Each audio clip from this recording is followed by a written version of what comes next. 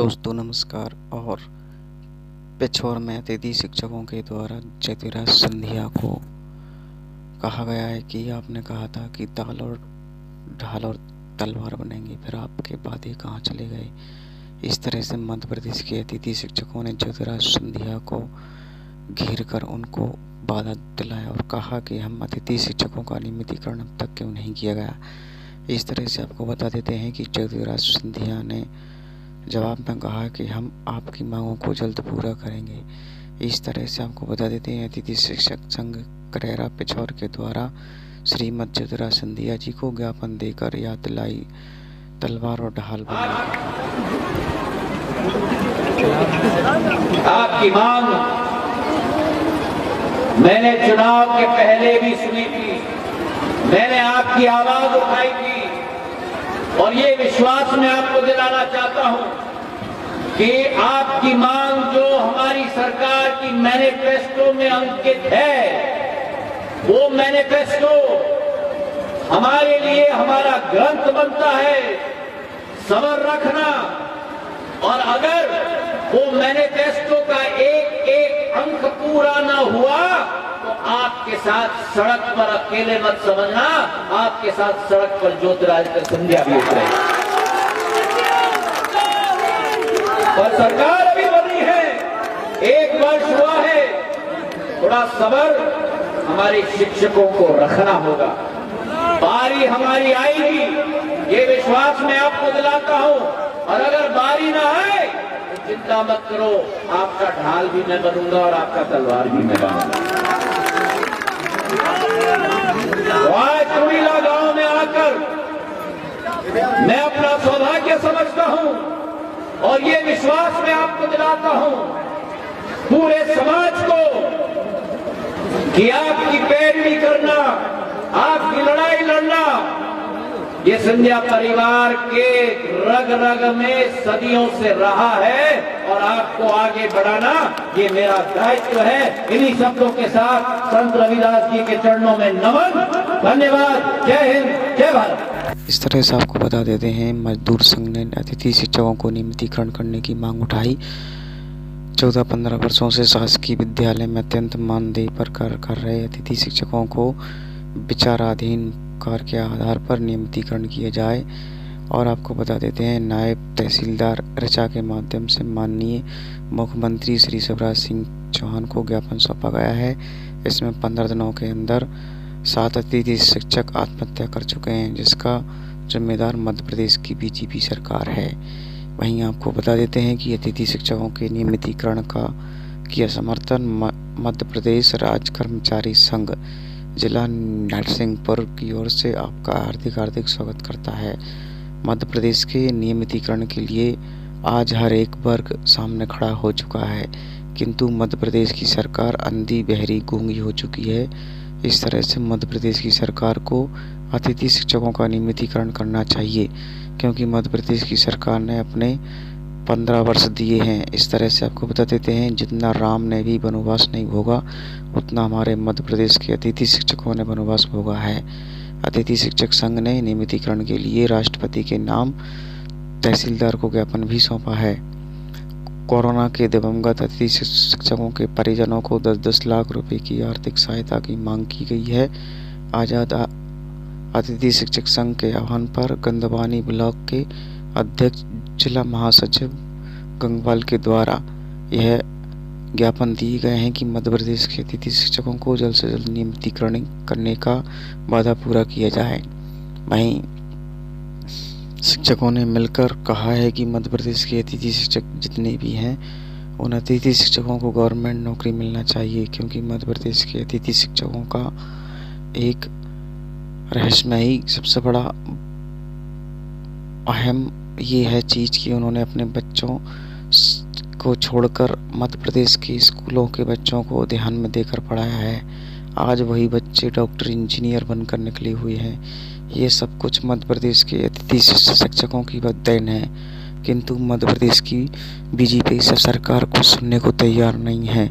इसलिए आप सभी से निवेदन है कि यह हमारा एक महाआंदोलन होगा, जिसमें सभी अतिथि शिक्षक मिलकर अपना प्रयास करेंगे क्योंकि जब तक हम लोग इकट्ठित नहीं होंगे, जब तक शासन को हम दबा नहीं पाएंगे। इस प्रकार शासन पर दबाव डालिए और अपने नियमितीकरण की मांग को पूरा करने के लिए कीजिए, क्योंकि इस बार हमारा यह महाआंदोलन छिड़ गया है। आप तस्वीरें देख सकते हैं। इस महाआंदोलन में नियमितीकरण की मांग को लेकर किया जा रहा है और इस बार हम नियमितीकरण लेकर रहेंगे।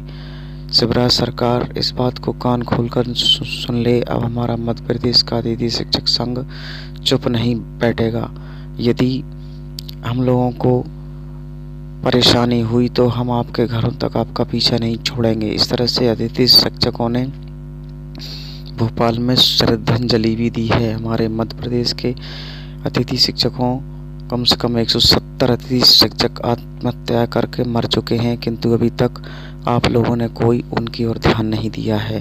वहीं आपको बता देते हैं कि पोर्टल ना खुलने के कारण कई अतिथि शिक्षक हमारे ज्वाइन नहीं हो पाए। इस तरह से कई आपके लिए आवेदन दिए गए और DPI कार्यालय भी जाकर आवेदन प्रार्थना की गई, किंतु अतिथि शिक्षकों के लिए कोई भी बात का पूर्ण नहीं किया गया। इस तरह से आपको बता देते हैं, वहीं कांग्रेस को मात्र सिर्फ 8 महीने भी नहीं हो पाए। इस तरह से BJP सरकार के विधायकों ने उसको गिराकर अपनी सरकार बनाई और आज अपनी मनमानी कर रही है। इस तरह से आप कान खोल के सुन लो, आप कितनी भी मनमानी कर लो, किंतु एक दिन आपको हारना पड़ेगा। इस तरह से मध्य प्रदेश के अतिथि शिक्षकों के साथ जो आघात हुआ है उसका परिणाम आपको ही भुगतना पड़ेगा, क्योंकि मध्य प्रदेश के अतिथि शिक्षकों ने अपने 15 वर्ष दिए हैं और राष्ट्रपति महामहिम राज्यपाल को ज्ञापन सौंपा गया है कि जल्द से जल्द अतिथि शिक्षकों का नियमितीकरण किया जाए। वहीं आपको बता देते हैं कि दिग्विजय सिंह ने भी कहा है कि जल्द से जल्द चुनाव सही से लड़ो, नहीं इसके बाद कोई नहीं आ पाएगा और ना को कांग्रेस में कोई ऐसा नेता आ पाएगा, ना तो मैं कार्यकर्ता मिलेगा। आइए दिग्विजय सिंह को सुनते हैं।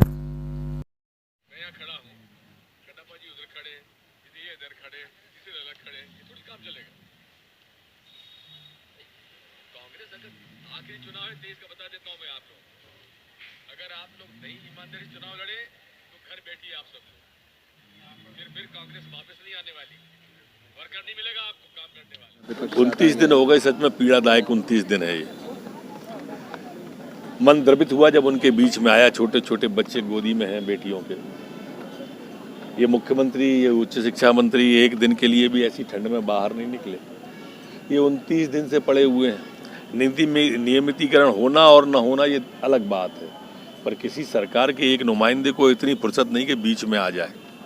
कोई बात नहीं, सरकार को समय नहीं होगा, बहुत ज़्यादा व्यस्त हैं झूठ बोलने में, तो प्रशासन के किसी को भेज देते, PS को भेज देते, सचिव को भेजते, कमिश्नर को भेजते, किसी को नहीं भेजा। हट धर्मता, वो भी झूठ बोलकर हट। इनके घोषणा पत्र में है नियमितीकरण की बात, अतिथि विद्वानों के, ये अपने घोषणा पत्र का वादा पूरा नहीं कर रहे। 1 साल से सिर्फ झूठ बोलकर जो पार्टी सरकार में आई है वो आज भी वही कर रही है। इन्होंने कहा कि 10 दिन के अंदर 2 लाख माफ़ कर देंगे, आज तक एक का नहीं किया। 4,000 रुपये महीने देंगे, आज तक नहीं दिया। स्कूटी देंगे, नहीं दी। किसान को बोनस देंगे, नहीं दिया। एक भी वादा पूरा नहीं किया। अरे वादा पूरा तो वो होता है, मोदी जी ने कहा, अमित शाह जी ने कहा 370 समाप्त करेंगे, कर दी। 35 समाप्त करेंगे, कर दी। 3 तलाक का समाप्त करेंगे, कर दिया। CAA लागू करेंगे, कर दिया। राम मंदिर के निर्माण की सारी बाधा दूर करेंगे, कर दी।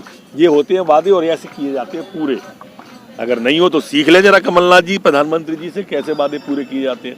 अब 2,000 का माफ, अब 5,000 का माफ, अब 10,000 का, अब 20,000 का। किस्तों में माफ करने का कहा था क्या? कहा था तो किस्तों में करो, नहीं कहा था या मना ही कर दो ना। किसान वैसे ही आत्महत्या करने को मजबूर हो रहा है।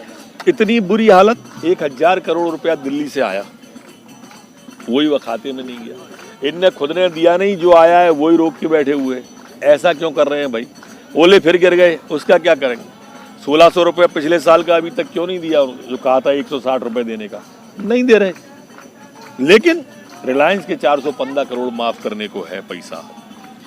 700 करोड़ रुपये आईफा अवार्ड पे खर्च करने की विचार किया जा रहा है, पैसा है।